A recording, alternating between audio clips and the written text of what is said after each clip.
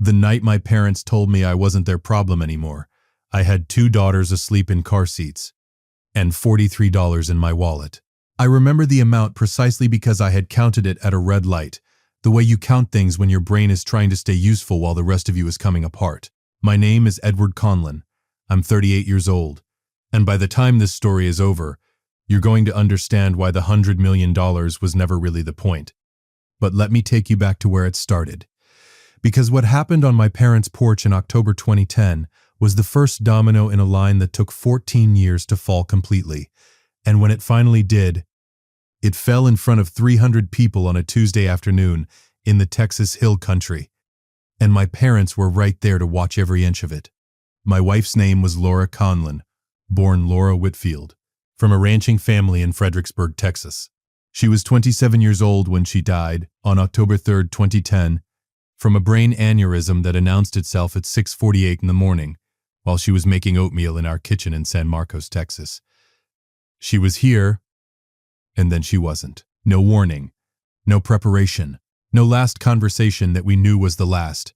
We'd been married 4 years. Our daughters, Grace, who had just turned 3, and May, who was 14 months old, were still asleep in their room when it happened. Grace knew something was wrong because of the sound I made when I found Laura on the kitchen floor. That sound is the one thing I'm grateful she doesn't remember. I was 24 years old. I had a construction estimating job that paid $41,000 a year. I had a rented house with 17 days left on the lease. I had 2 daughters who needed feeding every few hours, and a grief so total it felt structural, like it was load-bearing, like removing it would bring the whole building down. I had no life insurance. We were young. We thought we had time. The hospital released me at 2 o'clock in the afternoon with a folder of paperwork and the phone number of a grief counselor, who I never called because I couldn't figure out which hour of the day to fit that into. I sat in the hospital parking lot for 45 minutes. Then I drove to my parents' house. My parents, Dennis and Carol Conlon, lived in a brick colonial on a cul-de-sac in the Canyon Lake area, about 40 minutes from San Marcos. Dennis was 54 at the time, retired early from a career in municipal water management. Carol was 52, worked part-time doing bookkeeping for a local insurance office. They had a 4-bedroom house with 2 of those bedrooms empty. My younger sister Kristen had moved to Austin 2 years earlier. I want to be precise about this, because some people, when they hear a story like mine, assume the parents must have been monsters all along. Mine weren't. Not exactly. They were the kind of people who were generous when it was comfortable and scarce when it wasn't. They loved in the way that some people love, conditionally, proportionally, with an invisible ledger running in the background that they would have sworn didn't exist. I pulled into their driveway at 3:15 p.m. on October 3, 2010. Grace was awake in the back seat, quiet in the way she'd been since the hospital parking lot. May was asleep. I went to the door and knocked, and my mother opened it with a dish towel over her shoulder and looked at my face and knew. She knew, and she still stepped outside rather than in. I told her Laura was gone. I told her about the aneurysm. I told her about the lease ending. And then I asked, and I want to be clear, I asked because I needed her to understand that this was a request, not an assumption. If the girls and I could stay with them while I sorted out what came next. My mother looked at the car, then at me, then at the car again. Ed, she folded the dish towel. Your father and I, we're not set up for this right now. We just got into a routine, and 2 small children. Mom. The words came out quieter than I felt. Laura died this morning. I know, sweetheart, I know, and it's terrible. But we raised our kids. We paid our time. Your father's blood pressure. 3 weeks. 2 weeks. I just need a floor and I'll figure it out. She looked at the dish towel. My father appeared at the door behind her. He looked at me. He looked at my mother. He did not look at the car where his grandchildren were sitting. My father's answer came with the particular cruelty of a man who believes he's being reasonable. It's not a good time, son. You're a grown man. You'll figure it out. And my mother added, we can't be your rescue every time life gets hard, Edward. Every time. As though I had a history of showing up at their door, as though this was a pattern and not the worst morning of my life. I stood there on that porch for a moment longer than I should have, waiting. I can see that now, for one of them to change their mind. to look past me at those two little girls and be moved by something more than inconvenience. They didn't. I walked back to my car. I buckled myself in. Grace asked where we were going. Grandma and Grandpa Whitfield, I told her. She asked if they had horses. Yes. She accepted that, turned, and looked out the window. I drove 40 miles south on US 290 toward Fredericksburg, toward the Whitfield place, and I want to be honest, I didn't call ahead because I didn't know what to say. I had just watched one set of grandparents decide my daughters weren't worth the inconvenience. I wasn't prepared to find out the score was 2 for 2. I pulled onto the Whitfield property at 5:40 p.m. as the October light went gold over the cedar and live oak. Frank Whitfield, Laura's father, 58 years old at the time, lean and weathered in the way that men get after 3 decades of working land, was coming out of the barn when my headlights swept the drive. He stopped. He looked at the car. He came toward me before I even opened the door. I got out. I didn't know how to start. He took one look at my face and said, "Ed." Just my name, the way people say it when they already know. "She's gone, Frank." He put his hand on the back of my neck the way fathers do, or the way some fathers do, and he held it there for a moment without saying a word. Then he pulled back, looked at the car, and said, "Get those girls inside. Norma's got dinner on. Get those girls inside." 4 words, no conditions, no speech about routines or blood pressure or what they'd signed up for. Norma Whitfield, Laura's mother, 56 years old, a woman who ran a 200-acre cattle and horse operation alongside her husband and still found time to make the best biscuits in Gillespie County, opened the back door of my car before I'd even reached it. She unbuckled May from her car seat and held her against her shoulder and looked at me over the baby's head with wet eyes and a set jaw, the face of a woman deciding to hold herself together for the sake of people who needed her to. "Come inside. You're going to eat something." It was not a suggestion. I sat at the Whitfield's kitchen table that night and ate a bowl of beef stew I couldn't taste because grief does that, flattens everything sensory into a kind of gray static. But I ate it because Norma had set it in front of me, and that felt like the minimum I could do to honor what she was offering. Grace ate most of hers and asked if she could see the horses in the morning. Frank told her she could name one of the new colts if she wanted. Grace thought about it very seriously and said the colt's name should be Butterscotch. Frank wrote it on a notepad and told her it was official. That night, they put the girls in the room that had been Laura's growing up, pink curtains and a bookshelf full of horse figurines, and a rag rug on the hardwood that Norma had braided herself one winter. I slept on a pull-out sofa in the study with a stack of quilts and a nightlight on in the hall so May wouldn't wake up scared in a new place. I didn't sleep much, but I wasn't alone. And at 24 years old, with 2 daughters and $43, not being alone was the whole world. I didn't know it that night, but I had just arrived at the place that would become, over the next 14 years, the foundation of everything. The Whitfield operation was, at that time, a working cattle and horse ranch. 200 acres of hill country land outside Fredericksburg, running about 60 head of Hereford Angus cross cattle and a small remuda of working quarter horses. Frank had supplemented with some recreational horseboarding to manage the margins, and Norma ran the books with the same no-nonsense efficiency she applied to everything else. The ranch turned a modest profit most years. Not enough to get comfortable, but enough to stay. I had a degree in civil engineering that I had been using to estimate commercial construction projects. It was decent, steady work, but I had grown up in a suburban house in Canyon Lake, not on a ranch, and I knew approximately nothing about horses beyond the fact that they were large and had opinions. What I knew was numbers, structures, load and stress, and the math of things that had to hold. In the first weeks at the Whitfield place, I told Frank I wanted to earn my keep, not as a favor, but as a condition I'd set for myself, because I came from people who believed in ledgers, and I couldn't fully shake that yet even when I was trying to. Frank put me to work on the fence line, which needed resetting along the south boundary. Straightforward physical labor, the kind that keeps your body busy while your mind is doing something else. Grace adapted to ranch life with a speed that still amazes me. She was 3, resilient in the way only small children can be, because they live entirely in the present tense, and the present tense at the Whitfield place was horses, dogs, biscuits, and a grandmother who had more patience than I would have believed possible. May was too young to understand what had changed. To her, Norma was simply the warm arms that were always there. I want to be careful here, because I know how this sounds. Two grieving little girls take to a ranch and find a new family. It's easy to tell that as a soft story, but it wasn't soft. Every night for the first year, I got the girls to sleep and then sat outside on the porch steps and carried a weight that I wouldn't wish on anybody. I missed Laura in the specific physical way you miss a person who was supposed to be there for every ordinary thing. The school forms, the bedtime negotiations, the dinners, not just the big moments, the Tuesday mornings. What the Whitfields gave us was not a replacement for any of that. They couldn't replace Laura, and they never tried to. What they gave us was structure when we had none, and presence when we needed it, and the quiet, consistent message that we were worth showing up for. My parents called twice in the first 6 months.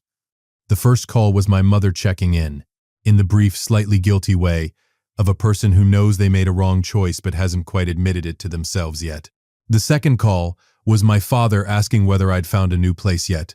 The question framed in a way that made it clear the subtext was, "When are you going to stop being a problem?" I told him I was figuring it out. He said that was good. We hung up. Over the next 3 years, my parents made occasional appearances, holidays, Grace's birthday in year 2, a brief visit when May started walking. They were pleasant enough.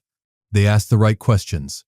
They brought appropriate gifts. And every time, there was a studied quality to their warmth, as though they had rehearsed being the kind of people who showed up rather than actually being them. I never said this out loud. I just noticed it the way you notice a structural crack. Not urgent, not dramatic, just evidence of something running underneath. The Whitfields noticed it too. Norma said nothing, ever, about my parents. Not one word. Not one eyebrow raise. That restraint was itself a form of grace. 3 years after Laura died, in 2013, Frank sat me down at the kitchen table one Sunday morning after the girls had gone out to the paddock with Norma. "I want to talk to you about the land."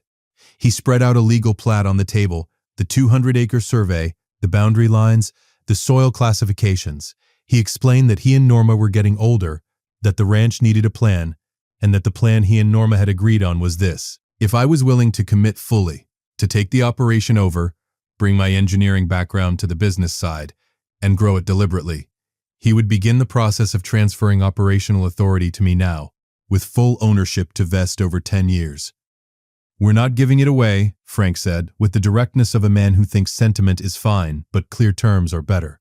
"You take on the mortgage note and the operating liability, but we'll be here, and the land is yours to build on." I looked at the plat for a long moment. You'd take on the mortgage and the operating liability. That was a real offer. Not charity. Partnership. With stakes on both sides. "Why me?"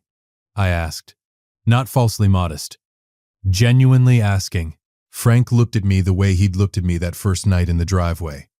"Because Laura saw something in you, and because I've watched you for 3 years, and you work hard, you're honest, and you don't run from things that are difficult."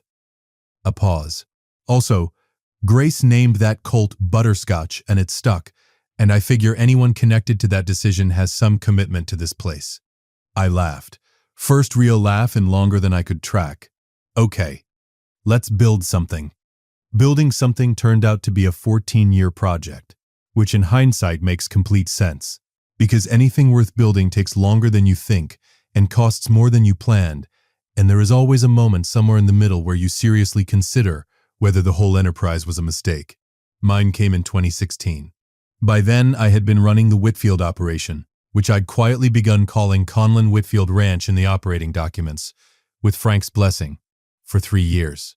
I'd used my engineering background to redesign the water infrastructure, adding a rainwater harvesting system that reduced our irrigation costs significantly and improving the stock tank layout across the south pasture. I'd grown the horse boarding from 6 stalls to 18, adding a dedicated training arena on the north end of the property.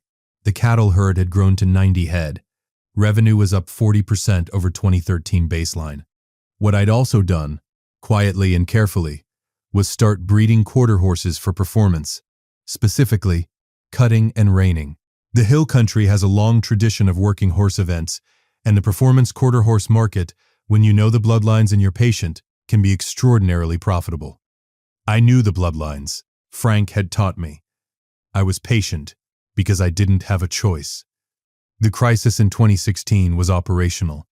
A drought that hit Gillespie County hard enough that the hay market tripled overnight. We lost 12 head of cattle to heat stress, and the bank called to discuss the operating line of credit in terms that were not a discussion. I was 30 years old, 2 girls in elementary school, and staring at a spreadsheet that told me I was 6 months from not being able to make payroll. Frank and Norma sat at that same kitchen table, and I spread that spreadsheet out the same way Frank had spread the plat 3 years earlier and told them exactly where we stood.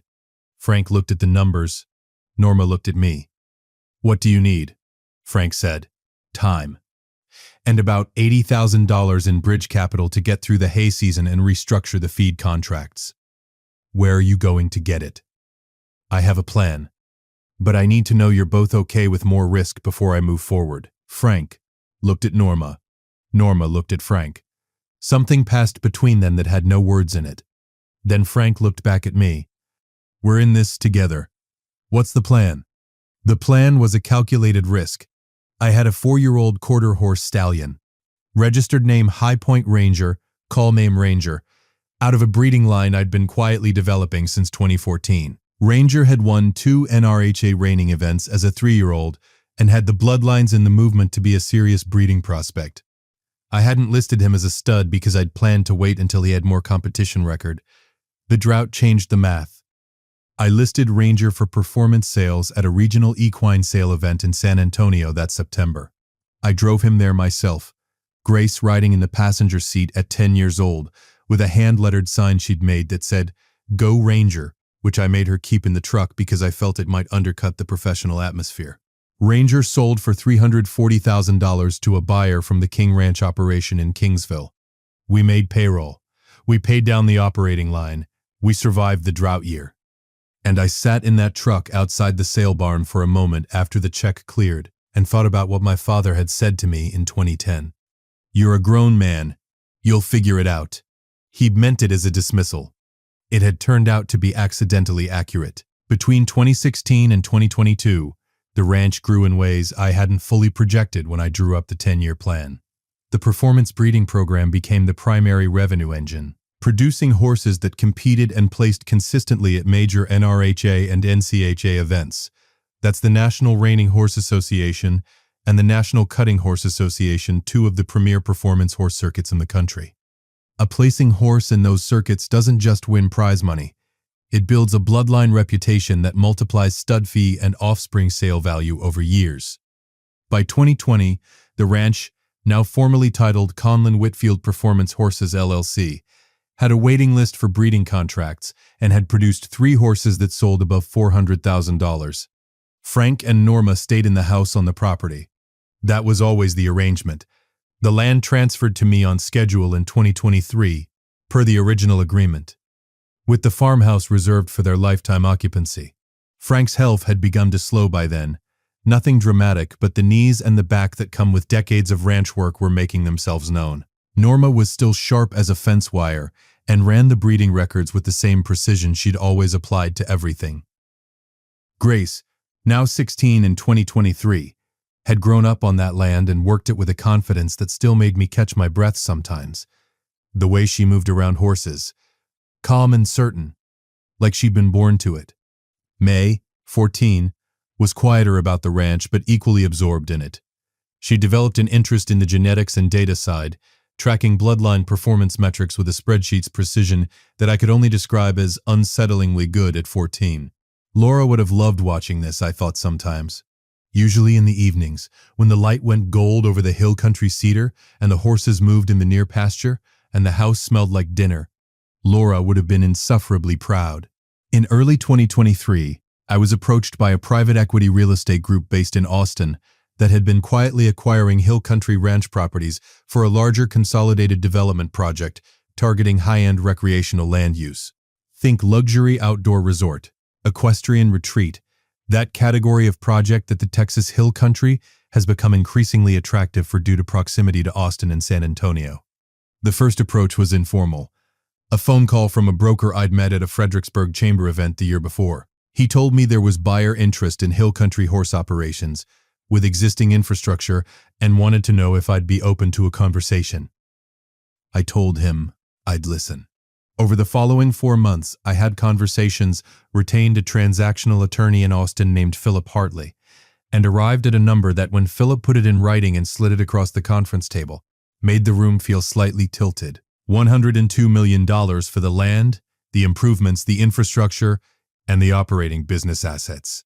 The breeding bloodline archive, the genetic documentation, the registration records, the competition history, transferred separately in a licensing arrangement that allowed me to continue a smaller breeding operation if I chose. The farmhouse and 2 acres surrounding it were excluded from the sale, per an irrevocable reservation I'd insisted on in the early structuring conversations. Frank and Norma's home stayed theirs. That was non-negotiable from the first conversation, and it never came up again after I made that clear. I signed the agreement on March 14, 2024. I was 38 years old. My parents found out about the sale the way most people in my extended circle did, through a local business brief in the Fredericksburg Standard Radio Post, which ran a small item on the ranch transaction in late March 2024. The item mentioned the sale price and my name. My mother called that same afternoon. I let it ring. I wasn't ready for that conversation. Not yet. She left a voicemail. It was warm, warmer than anything she'd left in the previous 14 years. The news, the pride, the too long gap. She and Dennis would love to come to the celebration, she mentioned, if we were planning one. The celebration she'd heard we were planning. I stood in the kitchen and listened to that voicemail twice. Then I called Philip Hartley and asked him a legal question about trust structures. Then I called Grace into the kitchen and told her what I was thinking about doing. Grace is 16. She listened the way she always listens, still and complete, the way her mother used to. When I finished, she was quiet for a moment. Then, do Frank and Norma know? Not the full plan. Not yet. Are you going to tell them before? No, I want their reaction to be real. She thought about it. Okay, a beat. Dad, Grandma Carol's going to make a face. I know. I want to see it. Me too, kiddo. The celebration was scheduled for Saturday, April 27, 2024, on the ranch grounds, technically the last weekend before the buyer's formal possession date, which meant the land was still mine and I could use it for one final event. 300 guests, catered by a hill country barbecue outfit out of Johnson City, a temporary stage set up near the old training arena. Frank had wanted a tent in case of rain. I'd told him to trust April. He'd given me the look of a man who has farmed in Central Texas for 4 decades and knows better than to trust April. He was right. As it turned out, there was a brief rain shower around noon that cleared out by 2 p.m. and left everything smelling like cedar and wet limestone, which is the best smell in the world and I will not hear otherwise. My parents arrived at 1:45 p.m. in Dennis's truck. My mother had her hair done. She was wearing a blouse I didn't recognize. My father had on his good boots. They walked in with the energy of people who had been thinking about this moment and had decided to treat it as a homecoming. My sister Kristen was there too. She'd driven down from Austin with her husband, Tom. Kristen and I had maintained a relationship over the years that was honest if not close. She knew broadly how things had gone in 2010. She had not been the one who turned me away, but she had also not been the one who pushed back on the people who did. At some point, you have to make peace with that category of person.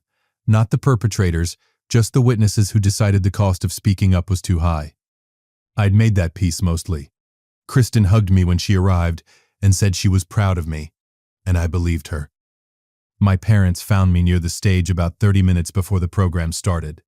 My mother hugged me and held on longer than she usually did. My father shook my hand and said, "Son, what you've built here." His voice had something in it I didn't recognize right away. Then I placed it. It was pride.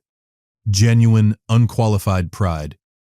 And the complicated thing, the thing I want to be honest about, was that it landed. It still landed, even now, even after everything. Because that's what fathers do when they finally say the thing you needed. They say it too late, and it still means something and you have to figure out how to hold both of those things at the same time. I told them I was glad they could make it. I meant it in the way you mean things that are true and also insufficient. I didn't tell them what was coming. The program started at 3 p.m. Philip Hartley stood at the podium first, ran through a brief business summary for the assembled guests, context for the transaction, the history of the ranch, the scope of the sale. He was precise and unhurried, the way good attorneys are. Then I walked up. 300 people. Hill country neighbors, horse industry contacts, auction house representatives, magazine editors from Western Horseman, and the Quarter Horse Journal. Frank and Norma's church community, the girls' school friends, ranch hands who'd worked with us over the years. People who had shown up for this land in one way or another. Frank and Norma were in the front row. Frank had his good hat on.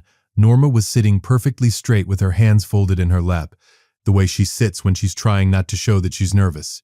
I looked at them for a moment before I started. They still don't know. Good. I started with the ranch, the land, what it had taught me, what I'd put into it, what it had given back. I kept that part short because the people in this crowd already knew the story and didn't need a summary. What they didn't know was what came next. Before we finalize anything today, I told the crowd, I want to announce two things that matter more to me than any transaction. I nodded to my left. A banner unfurled from the temporary stage rigging, the design I'd worked on with a graphic firm in Austin for 3 weeks. Clean and bold and right. The Laura Conlon Foundation for Rural Family Stability. I heard Norma make a sound. I kept my eyes on the banner for a moment. My late wife, Laura Whitfield Conlon, grew up on this land. She loved it, and she left it behind too young. And she left 2 daughters and a husband who didn't know what to do with themselves. The foundation is funded at $5 million from the sale proceeds. Its purpose is to provide emergency support and resources to families in rural communities facing sudden hardship, specifically families who have lost a primary earner and need a bridge to something stable. Because in October 2010, my family needed that bridge, and the people who built it for us are sitting right there. I pointed directly at Frank and Norma. The crowd turned. I saw Frank put his hand on Norma's. Frank and Norma Whitfield took in a 24-year-old widower with 2 toddlers on the worst night of his life. They didn't ask what we could do for them. They set 2 more plates. They handed my daughters a home, and they handed me a purpose, and they asked for nothing in return. Not in 14 years. Not once. A pause. Let it land. So the second announcement is this. The farmhouse and the 2 acres surrounding it, the parcel reserved from the sale, will be transferred by deed to Frank and Norma Whitfield this week, free, clear, and in perpetuity. Their home. Always. The crowd rose. Not politely, actually rose. The way people stand when something moves them before they've decided to. Frank looked straight ahead for a moment. He was doing the thing men of his generation do when they're trying not to cry in public. Jaw set, blink slow, breathe through it. Norma was not attempting that discipline. She was crying freely, and I loved her for it. I found their eyes and held them for a moment. Thank you. It's not enough. It's what I've got. I want to tell you about a specific detail in my peripheral vision during that applause, because it's the part of the story that people come for, and it earned its place. My parents were standing about 15 feet to the left of the stage.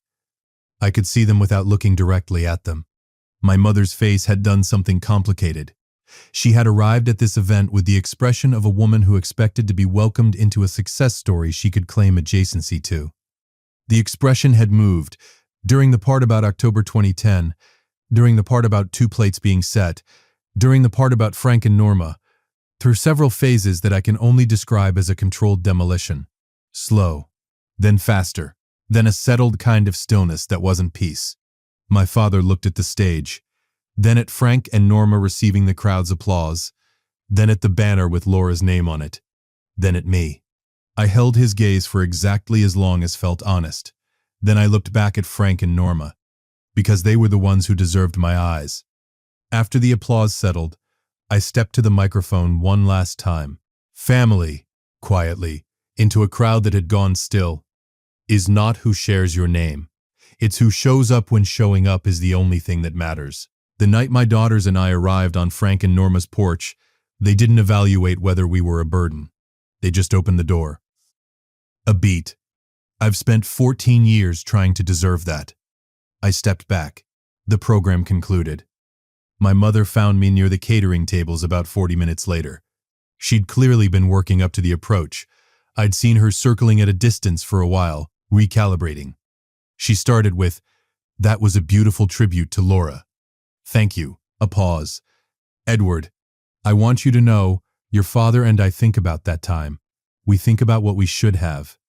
"Mom," I kept my voice level. "I'm not angry at you. I want you to understand that." I meant it. The anger had burned down to something quieter and more permanent over 14 years. Not forgiveness exactly. Not bitterness exactly. Just clarity. What you did in 2010 told me something true about what I could count on, and I built my life from what I actually had, not from what I wished I had. That worked out. She looked at me. Something in her face was working.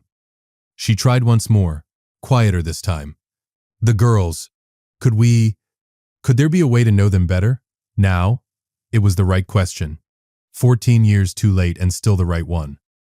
"That's up to them. Grace is 16 and May is 14. They have their own opinions about what they want. If you want a relationship with them, you ask them directly." "Not me." She nodded. Twice. The nod of a person accepting terms they know they have no standing to negotiate. My father came over and stood beside her. He looked at me for a long moment. Then the words came, slow and deliberate. "I was wrong. In 2010, what we did was wrong." 6 words. 14 years in the making. I let them sit for a moment because they deserved to sit. I know you were." That was enough. Not a reconciliation, not a repair, but an acknowledgement witnessed by nothing but the two of us, that what happened was real and he knew it. That mattered to me in a way I hadn't fully expected. I want to step back from the personal and say something that I think this story earns the right to say. There is a category of people in the world who measure their generosity against what it costs them.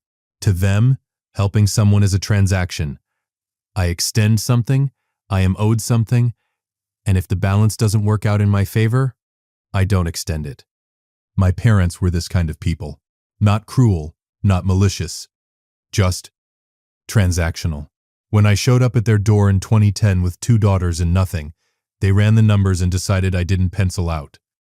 And then there is the other category, the Frank and Norma Whitefields of the world. People who operate from a different set of premises entirely. To them, a person in need is simply that, a person in need. The calculation is not what do I get, it's what does this person need and can I provide it. The debt runs in one direction, not from the helped to the helper, but from the helped to the world, to be paid forward when the opportunity comes. That is a different way to live. It is also, as it turns out, what actually builds a life worth living.